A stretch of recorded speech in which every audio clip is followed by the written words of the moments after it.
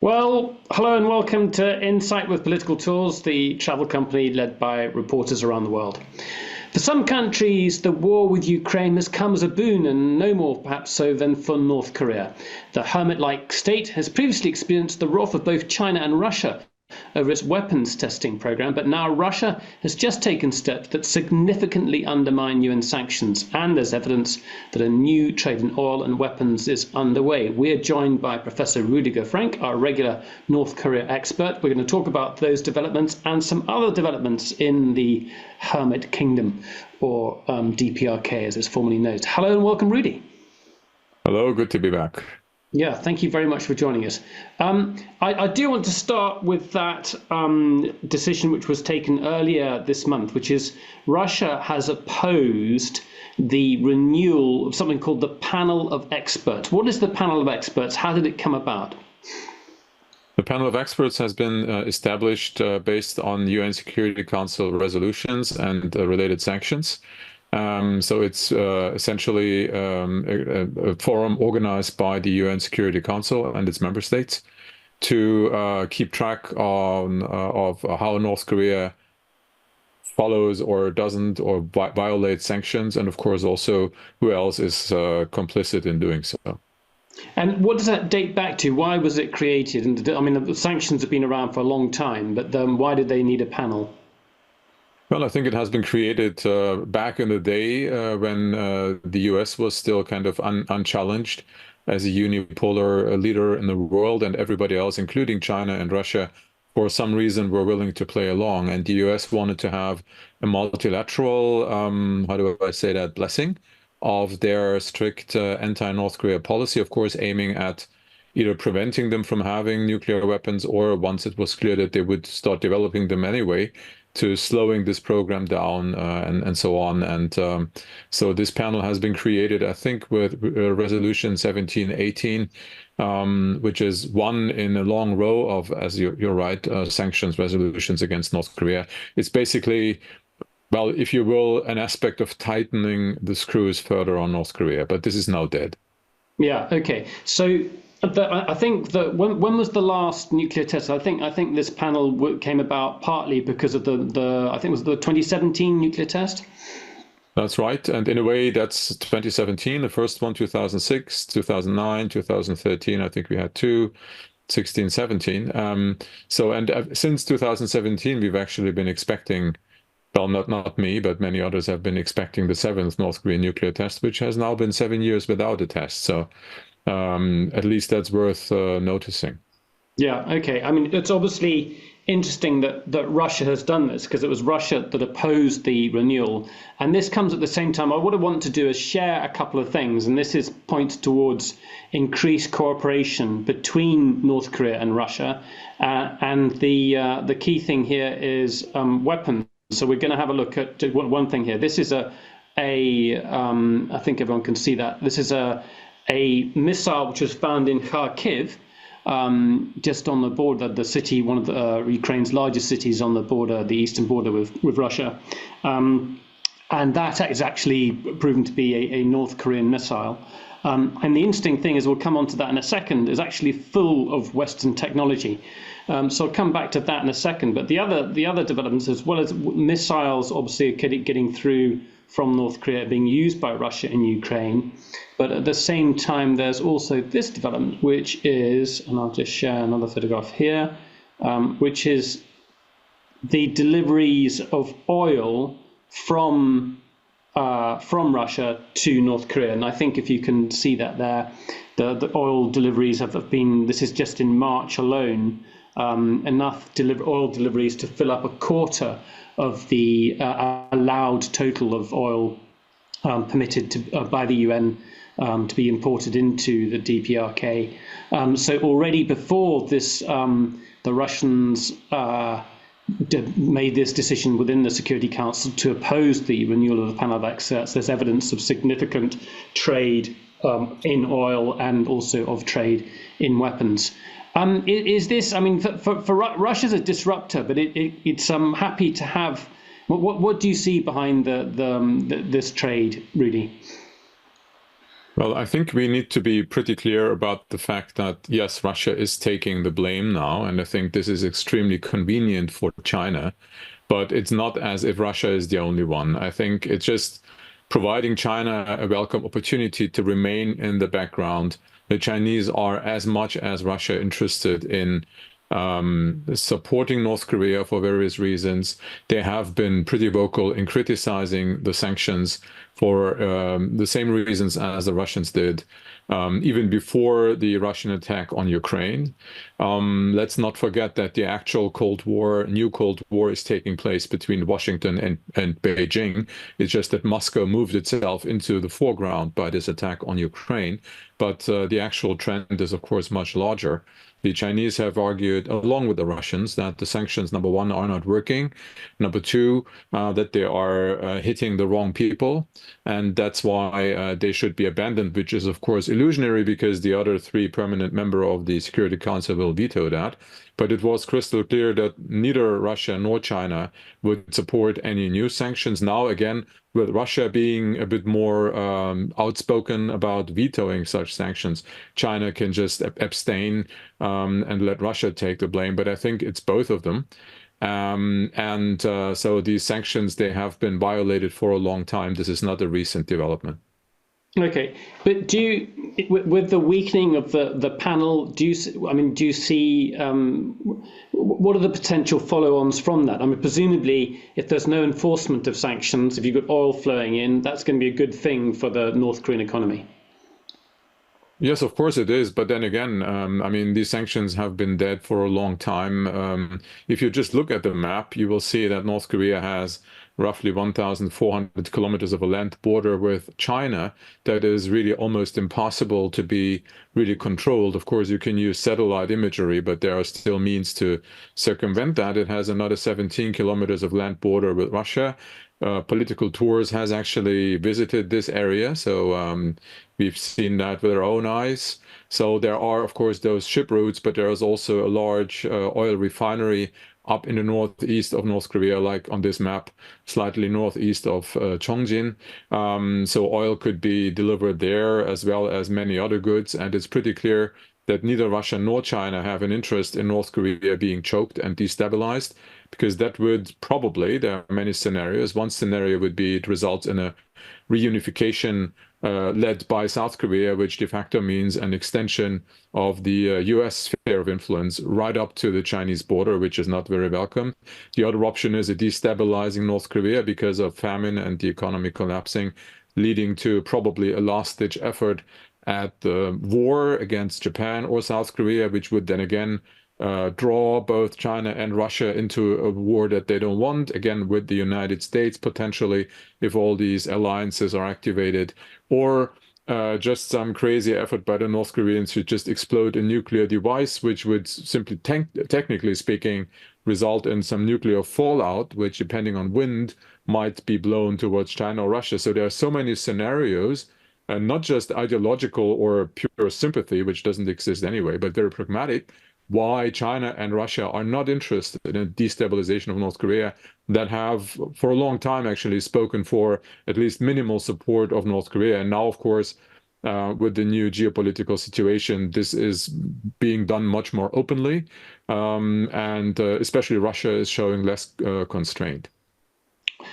If I mean, standing back a bit, so that basically we're saying that the overall the sanctions regime was weakening anyway, and essentially the war in Ukraine and this most recent development mean this is more up in the open. There has been talk about creating a separate agency, either maybe independent of the UN, that would monitor sanctions. But the general picture is that sanctions essentially are failing and that it's very difficult to enforce them anyway.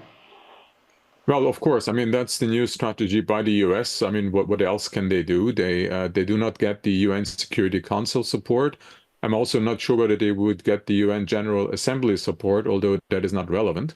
For anything that's really binding, you need the UN Security Council, which is, by the way, why there have been so many demands for a UN reform. But beyond that, you will not have the legitimacy granted by the UN. So, of course, the US is now trying to build up what back in the day in Iraq, I think, was called the Coalition of the Willing. Sanctions are being organized through bilateral multilateralism. So it's various countries kind of joining this kind of effort. But that's not relevant, because as long as China and Russia do not comply with these US demands, North Korea is fine, because these two countries have everything the North Koreans need. If everyone else would stop trading with North Korea, they would still get oil from Russia. They would get capital and technology from China. They would find markets for their export products, which is coal, iron ore, and other minerals, seafood, textiles, and labor. They could get technology on the military side from the Russians. The Chinese are a bit more reluctant to actually share that. So this is a new development actually after February 22, that the Russians are more willing to share sensible military technology, as it seems, with North Korea, which makes China feel very uncomfortable. But otherwise, I think the sanctions are simply dead because these two countries have decided to not play along anymore. And that's Okay. When we visited North Korea with you, at that time, there seemed to be an experimentation with the economy, that the economy was opening up a bit. And that's where you saw Chinese goods being traded openly in markets.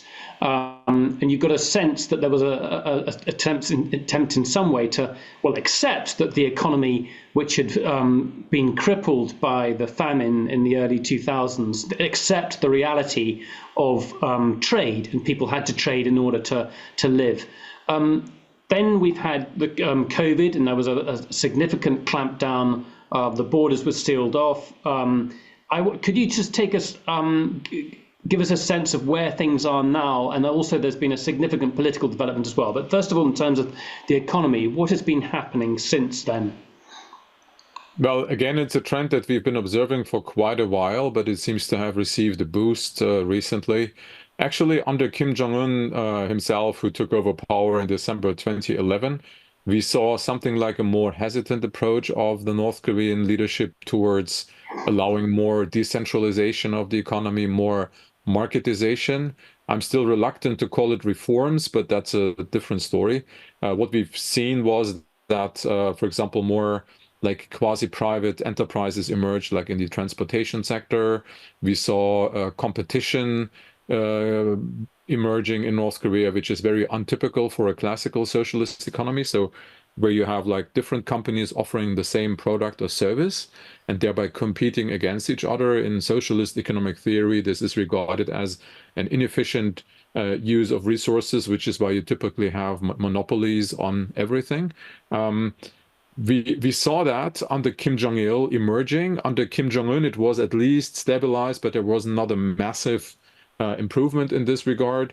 In agriculture, we heard about some measures about keeping downsizing the size of work teams, allowing farmers to sell more of what they produced, not to the state, but freely on the market, which of course is a good way of incentivizing a higher output and production. And since at least since the end of this brief period of rapprochement between the United States and North Korea in 2018, probably you can pin it down in February 2019 with the failure of the Hanoi summit between Trump and Kim Jong-un. But even before, we had announcements at major party meetings, party congresses, party conferences, that the state is supposed to regain control of the economy. And this is now accelerated. This is taking place across the board: agriculture, industry, service, etc.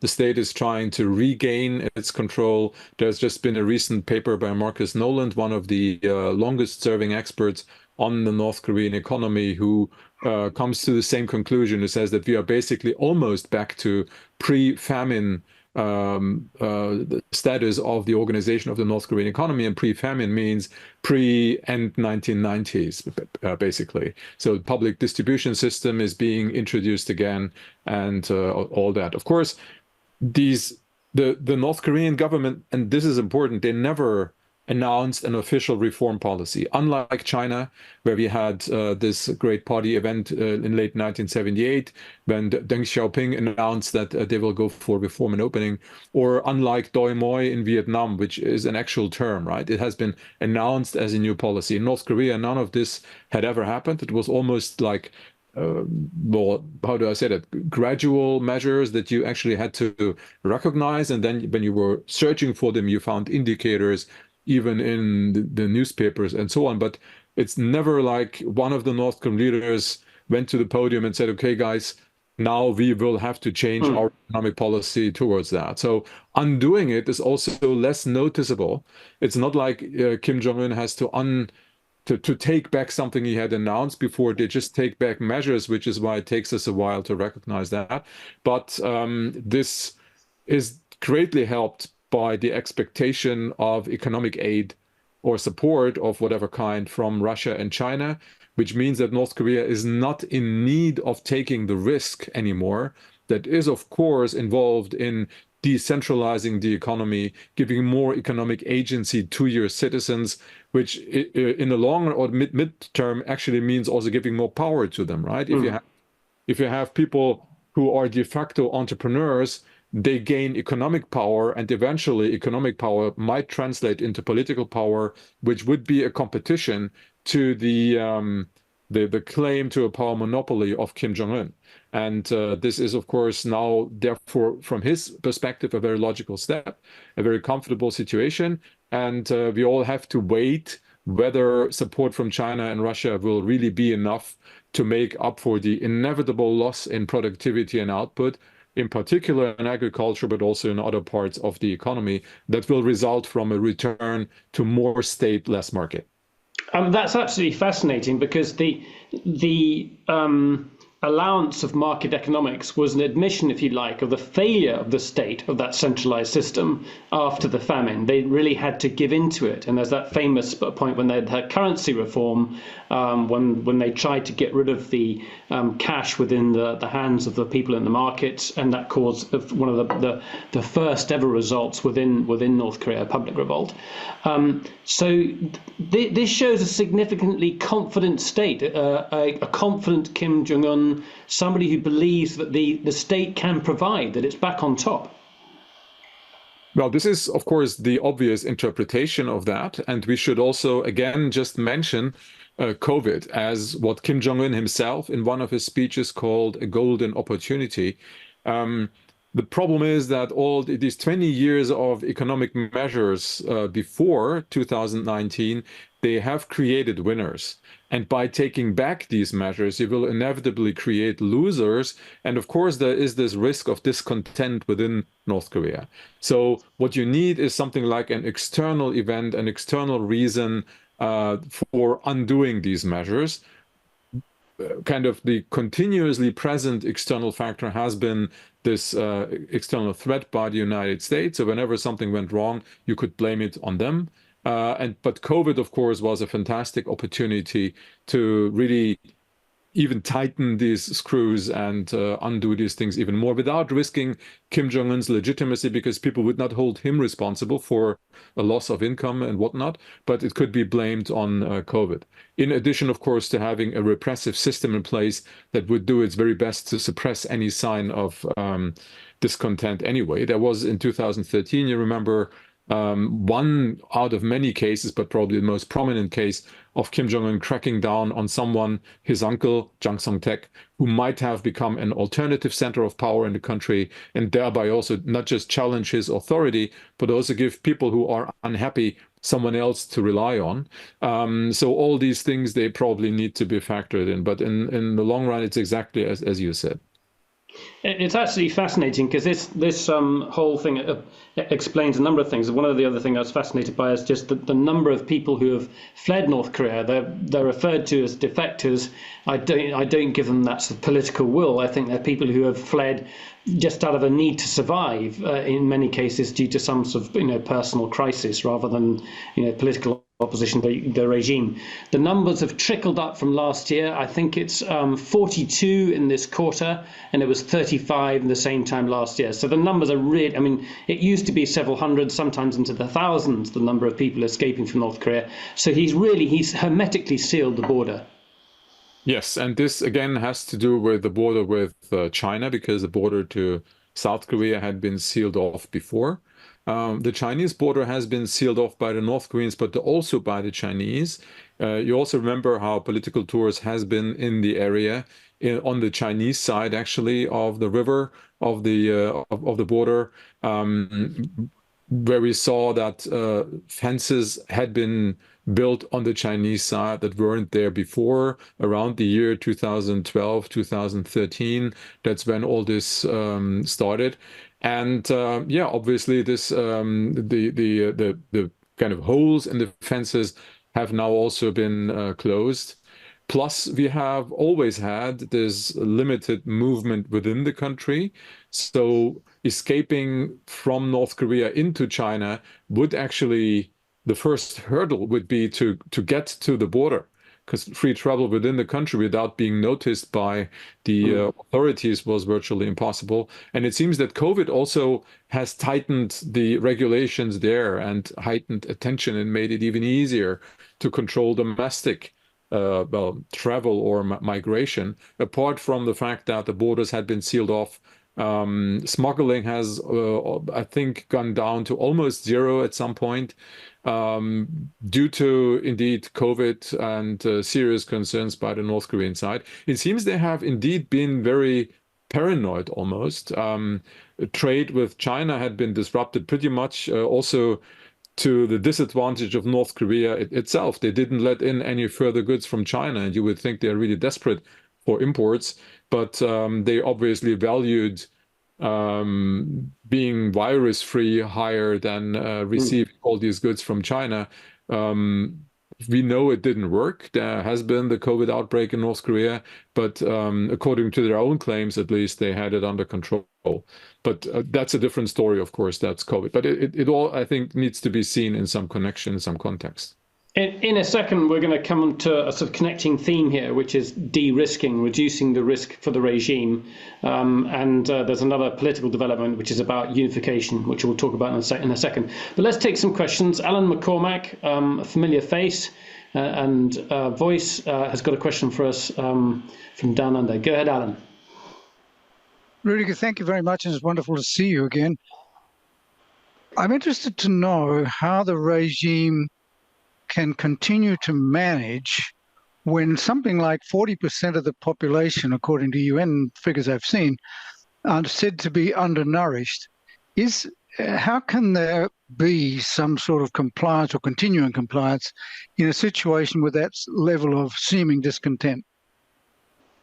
Yeah, well, good to at least hear you again, Alan.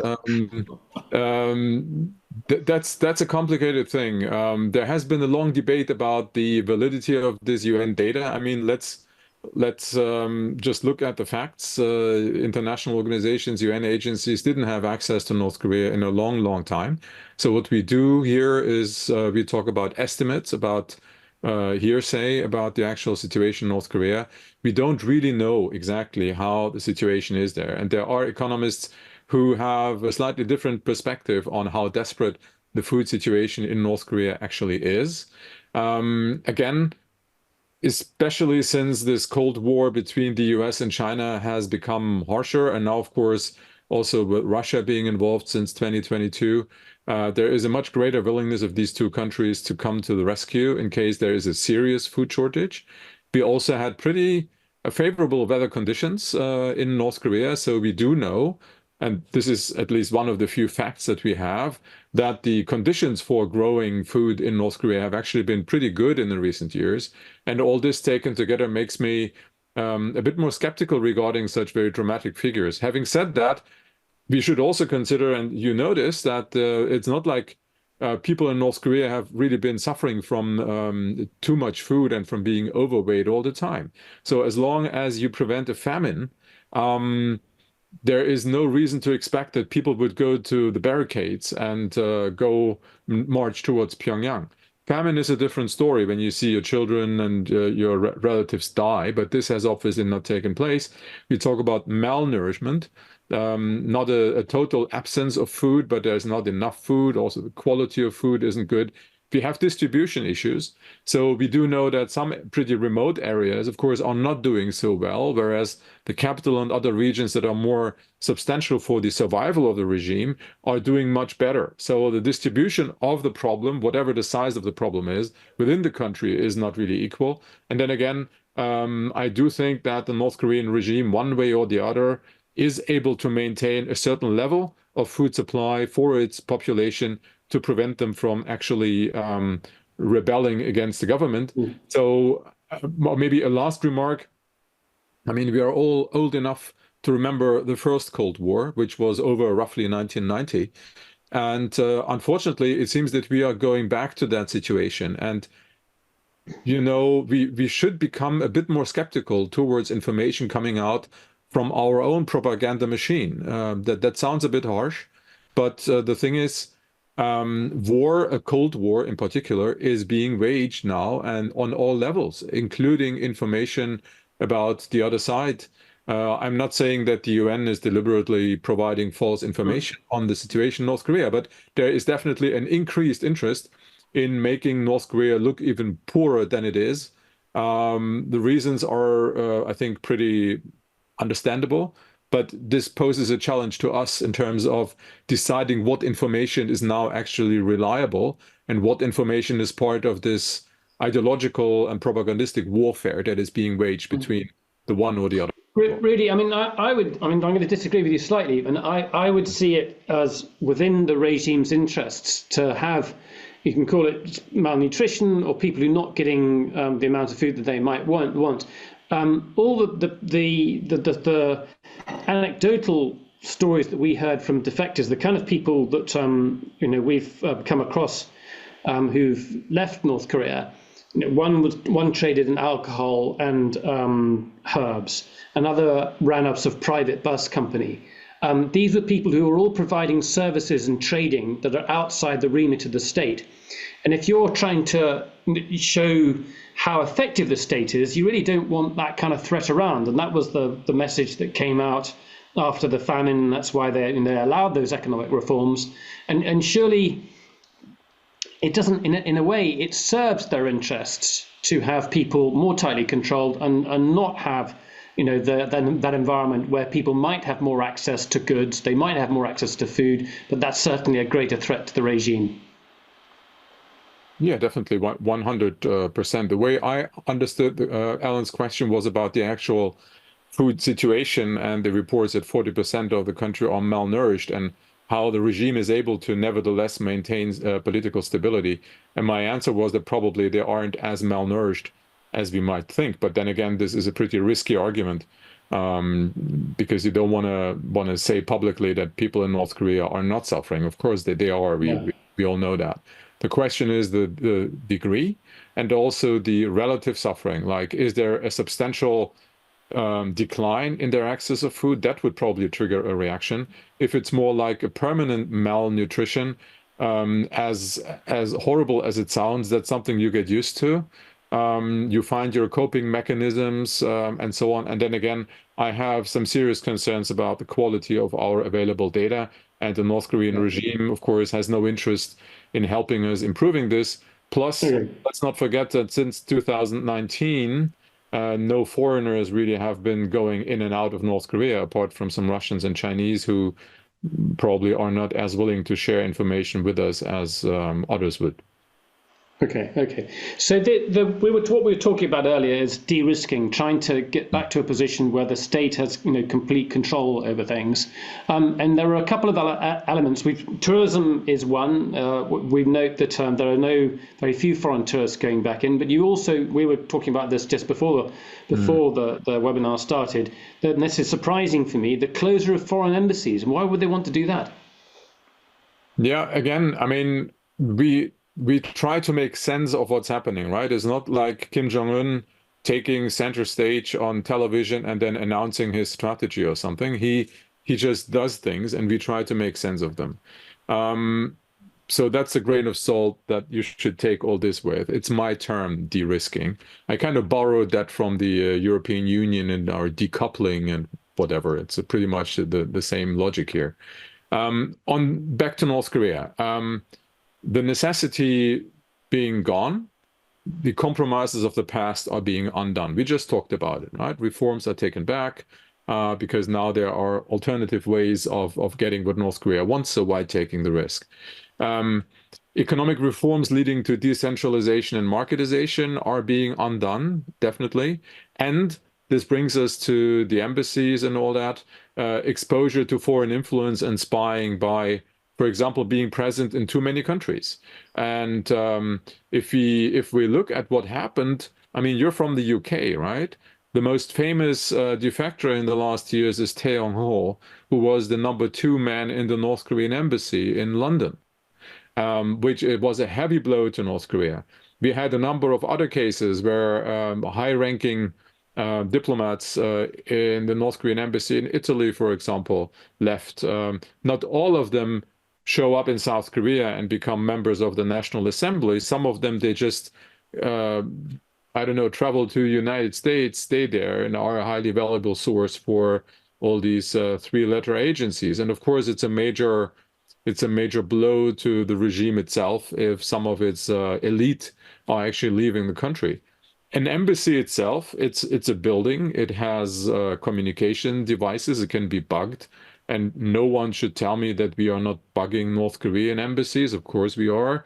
Or there are other devices where you don't actually even have to plant the bug. You can try to kind of listen in on what they do by other means. So the sheer number of embassies, in a very technical sense, increases the risk of either embassy people being recruited as double agents or being convinced to defect, or embassies themselves, communication being intercepted or something.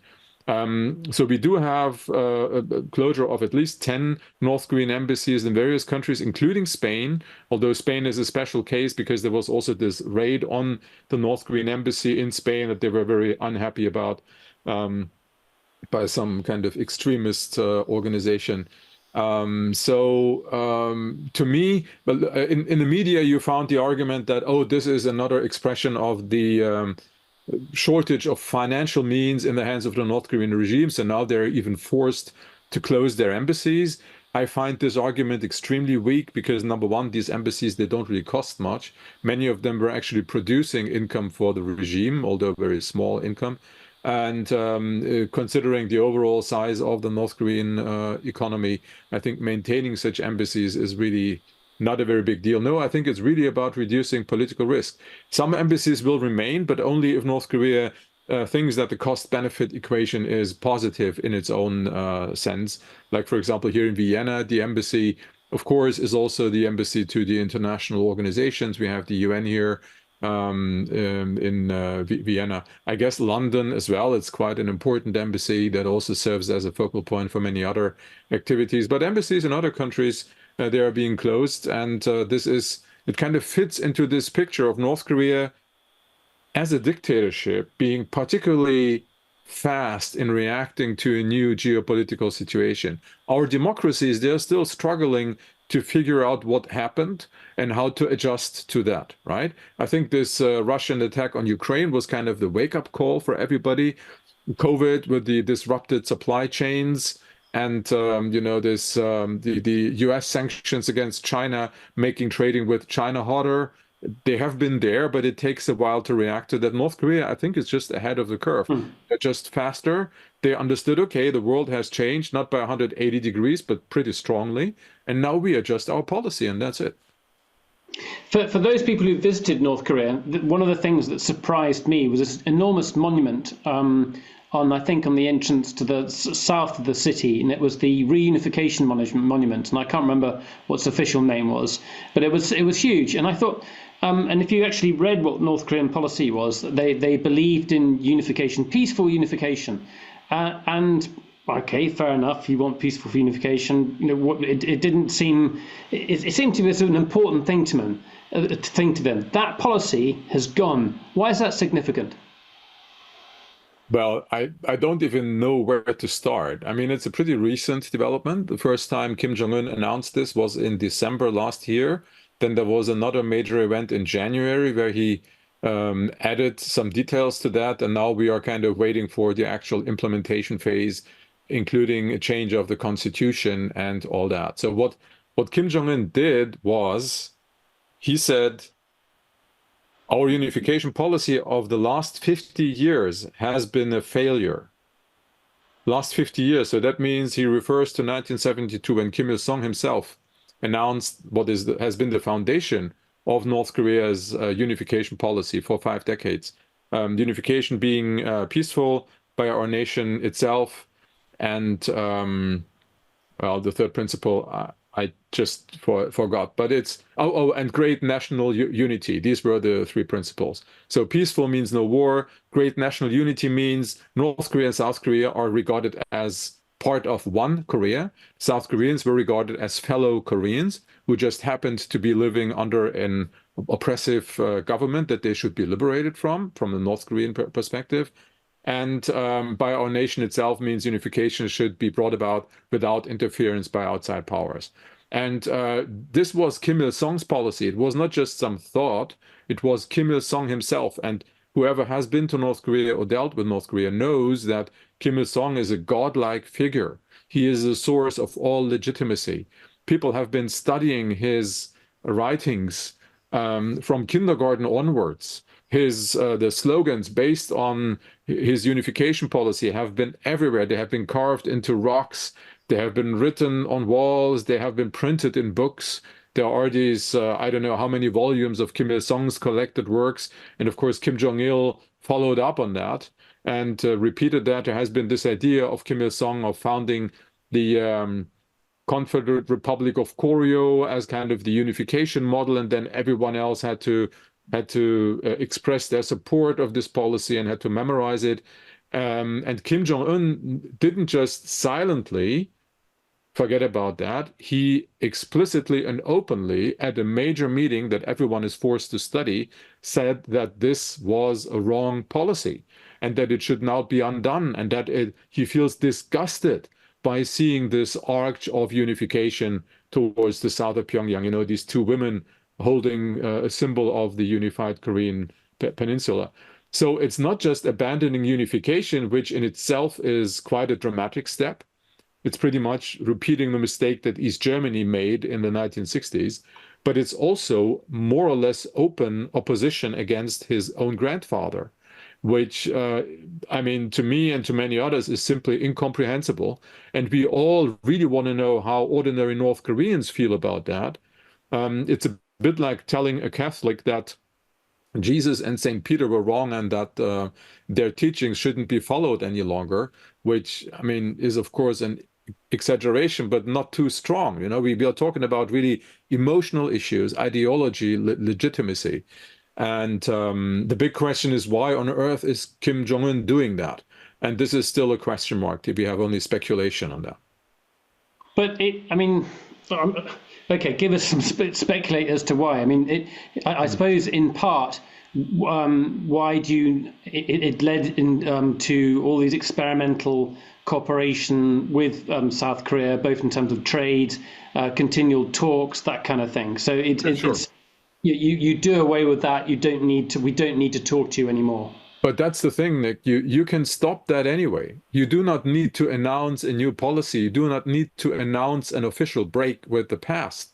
You just stop talking to them. You just call them names, and that's basically, yes, exactly. That's the arc of unification.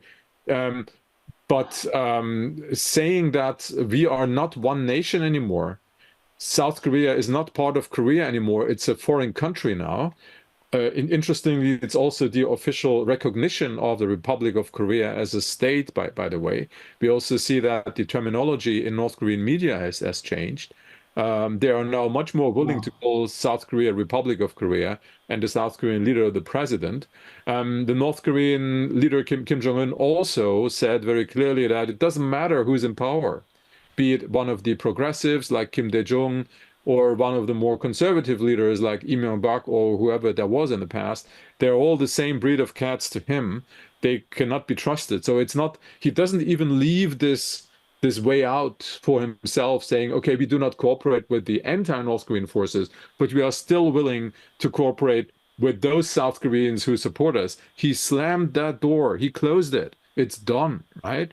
And in a technical sense, it's also fascinating to imagine how they really want to eradicate all that. You remember these cars we have in North Korea, right? This smaller minibus is called samcholi. Samcholi is one of the terms that Kim Jong-un mentioned as something he doesn't want to see anymore, being 3,000 ri. It's basically a distance from the northern tip to the southern tip of the Korean peninsula, thereby being a symbol for Korea as one entity.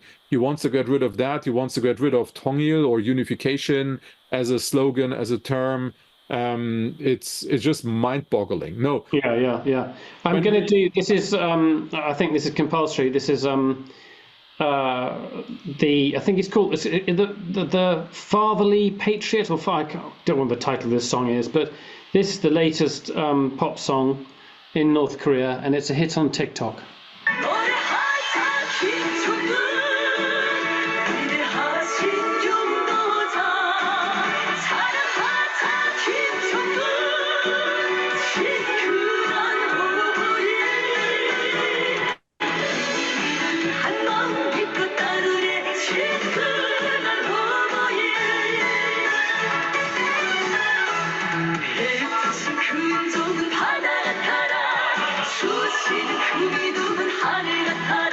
You get the idea. It was banned by South Korea after becoming a hit on TikTok. It did very well on TikTok, got millions and millions of views.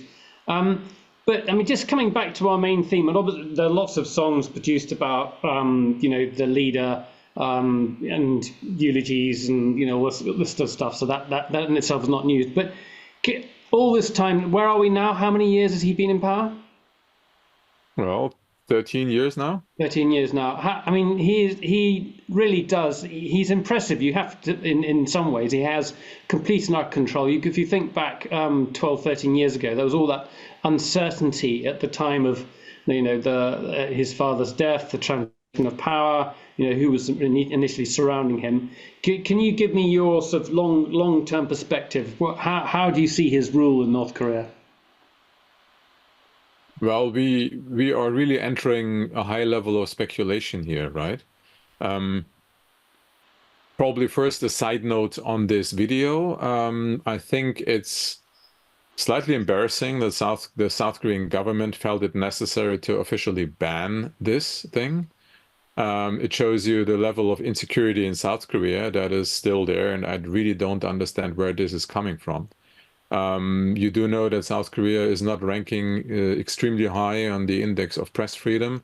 I think it also went down by a few notches over the past years. So this is also a somewhat unfortunate development. You would think that the South Korean government would have the self-confidence to just laugh about this and let it be, and let some kids just find this so bizarre that it's again becoming cool again. But that's a different story. We talk about Kim Jong-un and the stability of his power, the whether people really follow him, whether he is strong enough. Frankly, one of the many speculative options I was pondering why he is now taking this extreme measure of abandoning the unification policy without the actual need to do so, without any event triggering that. One of my speculative explanations is that he needs to, because his own legitimacy or his own power is not as strong as we might think. Look, if you have absolutely no idea what is going on inside of North Korea, you just mentioned that the number of defectors coming out of the country has been in the double digits in the last couple of years, like 30, 40, 50, 70 or something. This is nothing, right? And since movement within the country is restricted, being North Korean doesn't really mean that you know the sentiment of the North Korean people towards the leadership, because nobody's talking about that. One of my colleagues and friends, Stephen Denny, has done a pretty interesting survey amongst North Koreans trying to figure out how they share information and who they share information with. And the outcome was actually quite sobering. It seems even within kind of pretty close social circles, it seems to be extremely difficult to openly share information about political events, about your feelings, etc. But Kim Jong-un, of course, knows. I mean, he has the security apparatus, and they do report to him. They do report about graffiti. They do report about little opposition cells that they found and they destroyed, etc., etc. We know that from East Germany, the Stasi had actually a pretty good information about discontent within the population, much better than everybody else had, including the West. So it could be that Kim Jong-un is reacting to something like his own legitimacy falling apart. Because if this is only based on him being the grandson of Kim Il-sung, it is actually pretty weak. So he might try to build a profile of his own, an independent profile, actively distinguishing himself from his father and grandfather. By the way, also as a precondition for being able to pass this on to the next generation, which might be his daughter, who he has been showing around quite a bit.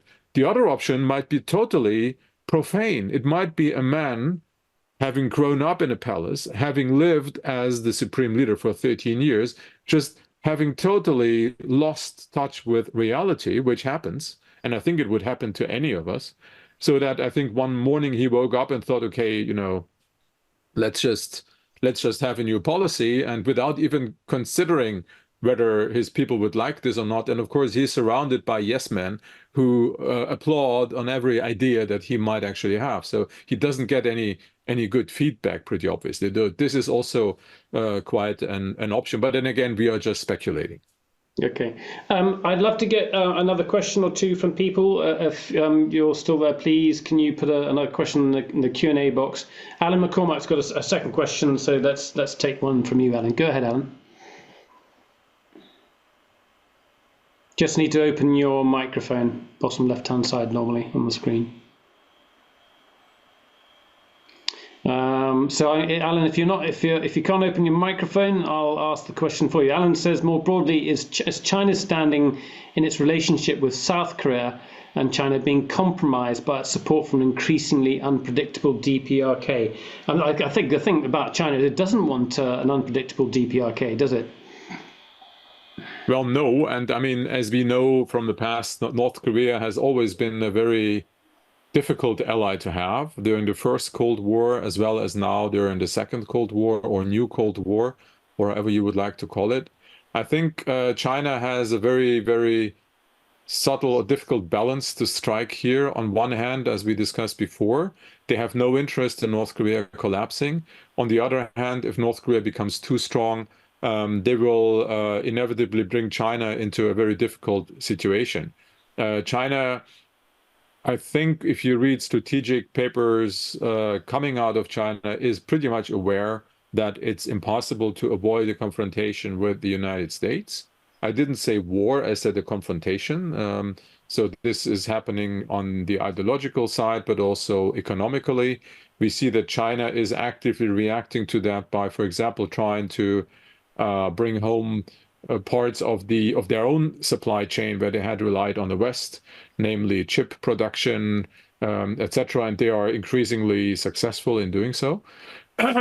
But I don't think that they really want this to be pushed too far. And that's where North Korea has a pretty good lever, actually, to put pressure on the Chinese, basically saying that if you do not support us, we will do something crazy that will force you to go much further in your confrontation with the US than you're actually willing, and therefore you better help us. And that's exactly the strategy that we had seen in the past. And this is what's happening now. So I think in some point, China is not only an agent in this regard. I think they're also driven by events, and the North Koreans themselves have quite a lot of agency in this game. And then again, Russia is also not really helping because they have very different priorities from China right now. They have much more immediate concerns. They are much more interested in short-term gains. They do appreciate North Korea supporting them in the UN. They do appreciate North Korea supporting them with whatever amount of weapons North Korea is technically able to deliver to Russia, and so on. So yeah, China is basically finding itself in a very, very difficult situation, trying to kind of slow North Korea down in their efforts that might be interpreted as a good excuse for the United States to, for example, expand their presence in East Asia and all that. So I don't think it's entirely all in China's control. We got a good question from Tom Mayer. We'll try and get him up, but I'll read the question out anyway, and maybe Tom can have a follow-up. Here's Tom. So open your microphone, Tom, and put the question to Rudy yourself. Go on. Can you hear me now? Yep. Oh, great. Okay. So, Rudy, our former President Trump visited the Supreme Leader a couple times. I'm just wondering if anything useful whatsoever came of that. And considering the possibility he may be back in office here in the U.S. in a few months, is there anything useful that might come of that? Oh, well, good to hear you, Tom, again. It's been a long time. I know. Yeah. Well, Donald Trump, I mean, look, Donald Trump is obviously as unpredictable, or maybe even more unpredictable than Kim Jong-un is. You asked me whether anything useful came out of that. Yes, of course it did. And that's an argument I made before. There will never be, again, the challenge of having a first ever summit meeting between a US president and a North Korean leader. This has been done. So whatever is going to happen in the future, for whatever reason, between these two countries, it's just going to be much easier. And this is, I don't think that's what he wanted, but that's definitely something that has been achieved by Donald Trump, breaking this barrier and meeting with Kim Jong-un. So everybody else who is going to repeat that is not going to be the first one. So the bar is now much lower. For the second Trump presidency, which seems to be at least highly likely, although of course we really have to wait until after the election. It seems that Trump has been willing to negotiate with Kim Jong-un much more than has actually been done. And if we believe the claims by John Bolton in one of his memoirs, then it was John Bolton, the National Security Advisor, who was able to prevent what he considered the worst. I don't think that John Bolton is going to be part of the next Trump administration. So without this kind of control, we might see a renewal, a resuscitation of this dialogue, which will come at the expense of everybody else, which is pretty much in the interest of Trump and Kim Jong-un, because the one thing that they have in common, if I might say this so bluntly, is that they don't give a damn about anybody else. It's America first for Donald Trump, or Trump first, for God's sake, and it's North Korea first and Kim Jong-un first for Kim Jong-un. So in a way, both agree. They have no problem in offending the Japanese, the South Koreans, the Chinese, the Russians, or all of them at the same time. Whereas another US president would probably be much more considerate in this regard, which is opening the door for all kinds of speculations. The one difference is that we already had a Trump presidency. So the big shock moment is gone. It's not like we know exactly what's going to happen, but as you also see when you follow commentaries in Europe and elsewhere, everyone is already bracing for a second Trump presidency. We all know that nothing is impossible. So I think at least the rest of the world will be better prepared for whatever that's worth. Thank you. Great question, Tom. Thank you very much for that. Let's one last question for me, which is about the satellite, or attempts to launch a satellite into space. Just bring us up to date on that. And why is that so important? Well, we talk about military spy satellites that North Korea wanted to launch. It's interesting that they still keep doing that by themselves. There has been some speculation amongst the rocket and missile experts as to why this actually failed, because in the past they had some pretty, well, not really reliable, but working devices that would be able to bring a satellite into the orbit. But I think if we just forget about the short-term impact of this, the long-term vision is pretty clear. North Korea keeps trying to develop its own independent capacity for military communication, which is essential for modern warfare. They obviously are going through failures, which means that they are not as much supported, for example, by the Russians as we probably assume. Or maybe this is just an unfortunate for the North Koreans incident, and they might be doing better in the future. But obviously, the whole threat from the North Korean missile program, and also a threat especially towards South Korea and Japan from North Korea having satellites in the air isn't gone, and it would be naive to expect that it will go. But to end on a happier note, it's not been a nuclear test. This would... But it's developing missile technology, isn't it? And a sophisticated missile technology. So you just change what your payload is. That's right. I mean, it's a device by which it's a means by which you can deliver anything, including a nuclear device. Although I'm still waiting for someone to explain to me why on earth Kim Jong-un should be stupid enough to fire 1, 2, or 3 nuclear warheads at the United States, even if they reach the US, even if they will not be shut down. They will not destroy the US, but they will annihilate North Korea, because there will be the inevitable response. No one will do a thing against that. If North Korea attacks the US with a nuclear armed missile, nobody, not even the Russians, would stand by the North Korean side. And then where North Korea is today, there will be a big hole in the ground that is slowly being filled by the waters of the East Sea and the West Sea, where North Korea is right now. So seriously, this is incomprehensible. I mean, what we do see, you showed us this photo of the North Korean missile. I had been arguing before that many of North Korea's missile launches looked a bit like a sales show, like, look what we have. So if you're interested, buy. Not that I would have expected the Russians to be amongst the potential customers, but there are many other groups around the world that might be interested in acquiring this kind of hardware from the North Koreans. Not even talking about Hamas or something, but there are countries like Iran and many others that are lacking so far their own technology, or would be willing to also purchase something from North Korea. So this is also part of a possible reason. But no, I think first and foremost, Kim Jong-un has given the strategic target of developing North Korea's presence in outer space. And this is part of that. It's as simple as that. Okay. Rüdiger, it's been a fantastic conversation. Your views are original, and you provide insight that others can't. So I'm really grateful for your time. I really, really enjoyed it. Thank you very much.